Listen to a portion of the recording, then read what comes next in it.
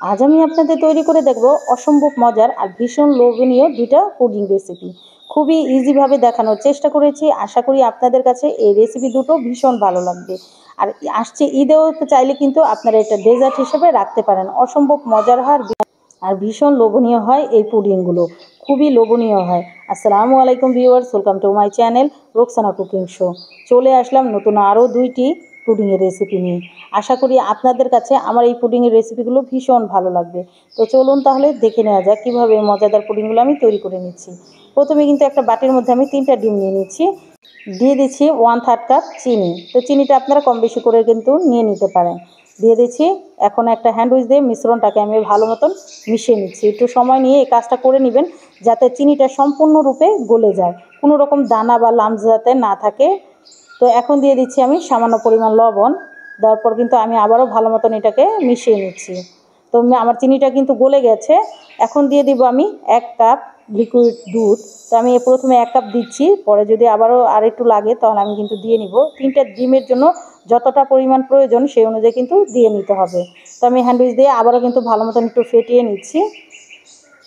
তো আমার ভালো মতন কিন্তু ফেটানো হয়ে গেছে। 3টা ডিমের জন্য কিন্তু 1 কাপ দুধই একদম পারফেক্ট। আর দিয়ে দিচ্ছি 1/2 টিস্পুন ভ্যানিলা এসেন্স। তো দেওয়ার পর কিন্তু আমি আবারও ভালো মতন এটাকে ফেটিয়ে নিব। তো ফেটানো কিন্তু আমার হয়ে গেছে। তো আমি এক সাইড করে এটা নিয়ে তারপর কিন্তু যে বাটিটার মধ্যে আমি কিন্তু এটাকে সেট করব, সেই বাটিটার মধ্যে কিন্তু এইভাবে ছাঁকনির সাহায্যে ছেঁকে নিচ্ছি। এই দেখুন, যাতে এক্সট্রা যে লাম্পসটা থাকবে সেটা ঝরে যাবে। আর খুবই ইজিলি কিন্তু এটা করা যাবে, একদম স্মুথ হবে এই পুডিংটা। তো আমার সম্পূর্ণটা কিন্তু দেওয়া হয়ে গেছে। এই দেখুন, একটু ট্যাপ করে নিচ্ছি যাতে ভিতরে এয়ার বাবলস থাকলে বেরিয়ে আসে। তো অন্যদিকে আমি একটা কড়াই বসিয়ে দিয়েছি, তার মধ্যে একটা গামছা দিয়ে দিয়েছি যাতে পুডিংটা স্টিম করতে সুবিধা হয়। তো পরিমাণ মতন পানি দিয়ে দিচ্ছি। এখন দিয়ে দিব সেই পুডিংয়ের বাটিটা, দিয়ে একটা বাটি দিয়ে কিন্তু আমি ঢাকনা দিয়ে ঢেকে দিচ্ছি। তারপরে কিন্তু আরেকটা ঢাকনা দিয়ে দিচ্ছি। আর যে ছিদ্রটা থাকবে সেটা কিন্তু আমি বন্ধ করে দেব। এই দেখুন। তো আমি 15 থেকে 20 মিনিটের মতন কিন্তু এটাকে স্টিম করে নিয়েছি। এখন আমি উঠিয়ে নিচ্ছি। এই প্লেটটাও কিন্তু আমরা উঠিয়ে নিব। আর এই প্লেটটা দেওয়ার কারণ হলো উপরে যাতে কোনো রকম পানি না পড়ে সেজন্য, আর পুডিংটা যাতে নষ্ট না হয়ে যায়। এই দেখুন, পুডিংটা খুব সুন্দরভাবে কিন্তু সেট হয়ে গেছে। এই দেখুন। তো আমি এটাকে ঠান্ডা হওয়া পর্যন্ত কিন্তু অপেক্ষা করছি। যখন ঠান্ডা হয়ে যায় তখনই কিন্তু ডিমেল করব। তো আমার আর টর্চ ছিল না, আমি একটু গরম অবস্থায় কিন্তু এটাকে ডিমেল করতে গিয়েছিলাম। এই দেখুন, সাইডটা একটু ছাড়িয়ে নিচ্ছি। পুডিংটা মাশাআল্লাহ এতটা সুন্দর হয়েছিল আর এতটা মজার হয়, আপনারা নিজেরা না তৈরি করলে কিন্তু বিশ্বাসই করতে পারবেন না।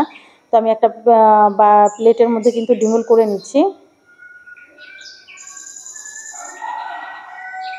তো ডিমোল করে নিচ্ছি, যেহেতু একটু গরম থাকতে করতে গিয়েছিলাম সেজন্য কিন্তু সামান্য একটু ভেঙেও গেছে। তো অবশ্যই চেষ্টা করবেন একদম ঠান্ডা করে তারপরে এটা ডিমোল করার। তো আমি এটা কেটে দেখিয়ে দিচ্ছি। দেখুন কতটা সফট হয়েছে আর কতটা লোভনীয় হয়েছে। মুখে দিলেই কিন্তু মিলিয়ে যাবে এই পুডিংটা। আসছে ঈদে বা রমজানে আপনার ইফতারের আগ মুহূর্তে এটা তৈরি করে কিন্তু সবাইকে দিতে পারেন। সবাই কিন্তু ভীষণ পছন্দ করবে আর খুবই প্রশংসা করবে এই পুডিংটার জন্য। এতটা মজার হয় আর এতটাই লোভনীয় হয়, মুখে দিলেই মিলিয়ে যাবে এই পুডিংটা। তো রেসিপিটা আপনাদের কাছে কেমন লাগলো অবশ্যই আমাকে কমেন্টের মাধ্যমে জানাবেন। আর যারা এখনও আমার চ্যানেলটাকে সাবস্ক্রাইব করেন না, আমার ভিডিওগুলো যদি আপনাদের কাছে কোনো অংশে একটু হলেও ভালো লেগে যায়, অবশ্যই আমার চ্যানেলটা সবাই সাবস্ক্রাইব করে আমার চ্যানেলের পাশেই থাকবেন। লাইক, কমেন্ট এবং বেশি বেশি করে শেয়ার করে দিবেন। তো চলুন তাহলে দেখে নেওয়া যাক আমি দ্বিতীয় পুডিংটা কেমনে তৈরি করে নিলাম। তো প্রথমেই কিন্তু আমি এই পুডিংটাকে তৈরি করে নিচ্ছি। আর এই পুডিংটা দেখতে যেমন সুন্দর হয়, খেতেও কিন্তু হয় অসম্ভব মজার, খুবই লোভনীয় হয়। অল্প উপকরণে ঝটপট কিন্তু এই পুডিংটা তৈরি করা যায়। আসছে ঈদে চাইলে কিন্তু এরকম একটা পুডিং আপনারা রাখতে পারেন, ফ্যামিলির সবাই ভীষণ পছন্দ করবে আর খুবই প্রশংসা করবে আজকের এই পুডিংয়ের জন্য। তো চলুন তাহলে মূল প্রসেস পুনরাবৃত্তিতে আমরা চলে যাচ্ছি। প্রথমে কিন্তু একটা কড়াই বসিয়ে দিয়েছি, তার মধ্যে দিয়ে দিচ্ছি 1/4 কাপ চিনি। তো চিনিটা আমি এভাবে ছড়িয়ে একটু দিয়ে দিচ্ছি যতক্ষণ পর্যন্ত চিনিটা ক্যারামেলে পরিণত না হচ্ছে। তো আমি একটু নেড়ে চেড়ে দিচ্ছি। এই দেখুন। তো একদম নাড়া যাবে না, এখন কিন্তু নাড়া বন্ধ করে দিয়েছিলাম। তো এটা কিন্তু আস্তে আস্তে এইভাবেই কিন্তু গলে যাবে। আর চুলার আঁচটা কিন্তু মিডিয়াম তো একদম লোতে রাখতে হবে। তো এখন দিয়ে দিচ্ছি আমি লিকুইড দুধ। তো দুধটাকে কিন্তু আমি আগেই জাল দিয়ে নিয়েছিলাম, আমি কাঁচা দুধ কিন্তু ব্যবহার করিনি, আগেই জাল দিয়ে একটু বলক আনিয়ে নিয়েছিলাম, সেই দুধটাই কিন্তু এখন দিয়ে দিচ্ছি। তো আমি ক্যারামেলটাকে একটু ভালো মতো নেড়ে চেড়ে মিশিয়ে নিচ্ছি। তো আমি একে একে কিন্তু দুধগুলো দিয়ে দিচ্ছি। তো 2 কাপ দুধ দিয়ে দিলাম। তো আমি কিন্তু আরও কিছুটা পরিমাণ দুধ দেবো। তো আমি কিন্তু আরও 1 কাপ দুধ দিয়ে দিলাম। তো মোট 3 কাপ দুধ আমি কিন্তু ব্যবহার করেছি। এখন কিন্তু অনবরত নেড়ে রাখতে হবে এটাকে। আর ভয় পাওয়ার কোনোই কারণ নেই যে এটা ক্যারামেলটা কিন্তু ইজিলি গলে যাবে। এখন দিয়ে দিচ্ছি আমি 1/4 কাপ গুঁড়া দুধ। এতে কিন্তু এই পুডিংটা খেতে ভীষণ ভালো লাগবে। তো অবশ্যই দেওয়ার চেষ্টা করবেন। আর গুঁড়া দুধ না থাকলে কিন্তু আপনারা কনডেন্স মিল্কও দিতে পারেন, সেই ক্ষেত্রে কিন্তু আপনারা চিনিটা অ্যাভয়েড করতে পারেন। তো আমি এভাবে কিন্তু নেড়েচেড়ে ভালো মতন মিশিয়ে নিচ্ছি। আর বেশ কিছু সময় নেড়েচেড়ে মিশিয়ে নেওয়ার পর কিন্তু আপনার ক্যারামেলটা গলে যাবে। তো আমি এভাবেই নেড়ে নিচ্ছি যতক্ষণ পর্যন্ত বলক না আসছে। এই দেখুন দুধের মিশ্রণটা কিন্তু বলক চলে এসেছে।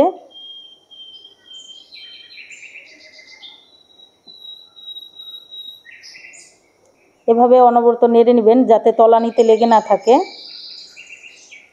তলানিতে লেগে গেলে কিন্তু এই পুডিংটা খেতে একদমই ভালো লাগবে না। তো আমি এখন 1/2 কাপ পানি নিয়ে নিচ্ছি আর দিয়ে দিব 1 চা চামচ আগার আগার পাউডার। তো এটা গরম দুধের মধ্যে কিন্তু এই আগার আগারের পাউডারটা দেওয়া যাবে না। আগে অবশ্যই আপনারা ঠান্ডা পানির মধ্যে এটা মিক্স করে নেবেন, তারপরে কিন্তু এটা ব্যবহার করবেন। তো আমি সম্পূর্ণ মিশ্রণটা কিন্তু মিশিয়ে তারপরে কিন্তু পুডিংয়ের মিশ্রণের মধ্যে দিয়ে দিলাম। তো দেওয়া হয়ে গেলে এভাবে কিন্তু আমি অনবরত নেড়ে নিব যাতে তলানিতে বসে না যায়। তো এইভাবে আমি নেড়ে চেড়ে মিশিয়ে নিয়েছি আর দেখুন ঠিক হয়ে গেছে অনেকটা। তো এখন আমি একটা মোল্ড নিয়ে নিয়েছি। তো আমার কাছে একটা সসপ্যান ছিল, সেটার মধ্যে কিন্তু আমি এটাকে ঢেলে নিচ্ছি। আর অবশ্যই সসপ্যানটার মধ্যে একটু তেল ব্রাশ করে নেবেন। আর আপনাদের কাছে মোল্ড চাইলে থাকলে কিন্তু মোল্ডের মধ্যে এটা সেট করে নিতে পারেন। তো আমি সম্পূর্ণ মিশ্রণটা ঢেলে নিলাম। তো এখন একটু ট্যাপ করে দিচ্ছি। তো আমি ঠান্ডা হওয়া পর্যন্ত অপেক্ষা করেছি। এই দেখুন একদম সেট হয়ে গেছে। তো এক সাইডটা আমি ছুরি দিয়ে এটাকে ডিমোল্ড করে নিচ্ছি।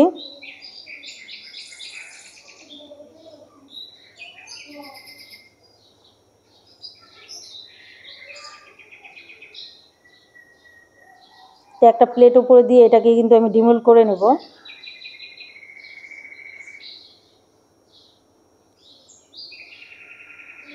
এই দেখুন খুবই সোজা আর খুবই ইজিলি কিন্তু এটা ডিমোল্ড হয়ে গেছে। এখন কিছু কাঠবাদাম কুচি দিয়ে এটাকে আমি গার্নিশ করে নিচ্ছি। তো আমি কাঠবাদাম কুচি দিয়ে এটা করে নিচ্ছি। আপনারা চাইলে কিন্তু আপনাদের পছন্দ মতন যে কোনো বাদাম দিয়ে এটা ডেকোরেট করে নিতে পারেন, কোনো সমস্যা নেই। তো আমি এভাবে সুন্দর করে একটু ডেকোরেট করে নিচ্ছি। এই দেখুন আমার ডেকোরেট করা কিন্তু হয়ে গেছে। তো আমি সুন্দর করে একটু বাদামগুলো দিয়ে দিলাম। তো আমার পুডিংটা কিন্তু একদমই রেডি হয়ে গেছে। তো আপনাদের আমি একটু কেটে দেখিয়ে দিচ্ছি দেখতে কতটা সুন্দর হয়েছে আর কতটাই লোভনীয় হয়েছে।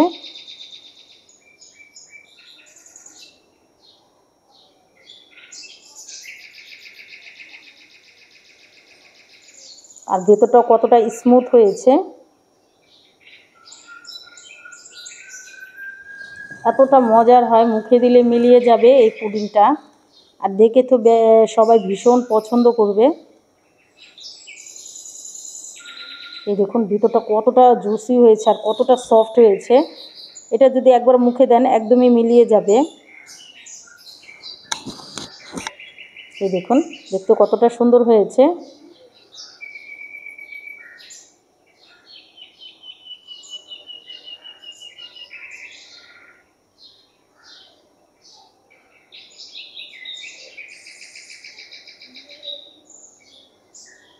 তো একটা বাটির মধ্যে আমি নিয়ে নিচ্ছি আর আপনাদের একটু কেটে দেখিয়ে দিচ্ছি ভিতরটা কতটা সফট হয়েছে আর কত ইজিলি এটা কাটা হয়ে যাচ্ছে।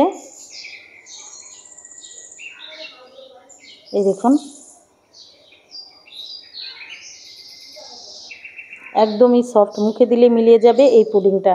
তো রেসিপিটা আপনাদের কাছে কেমন লাগলো অবশ্যই আমাকে কমেন্টের মাধ্যমে জানাবেন। আর যারা এখনও আমার চ্যানেলটাকে সাবস্ক্রাইব করেননি, আমার ভিডিওগুলো যদি আপনাদের কাছে কোনো অংশে একটু হলেও ভালো লেগে যায়, অবশ্যই আমার চ্যানেলটা সবাই সাবস্ক্রাইব করে আমার চ্যানেলের পাশেই থাকবেন। লাইক কমেন্ট এবং বেশি বেশি করে শেয়ার করে দেবেন। সবাই অনেক বেশি ভালো থাকবেন, সবাই সবার জন্য দোয়া করবেন। আর অবশ্যই এই রমজানে একবার হলে এইভাবে পুডিংটা তৈরি করে খেয়ে দেখবেন। আশা করি ফ্যামিলির সবাই ভীষণ পছন্দ করবে আর খুবই প্রশংসা করবে আজকের এই রেসিপির জন্য। তো সবাই ভালো থাকবেন, সুস্থ থাকবেন, সবাই সবার জন্য দোয়া করবেন। আল্লাহ হাফেজ।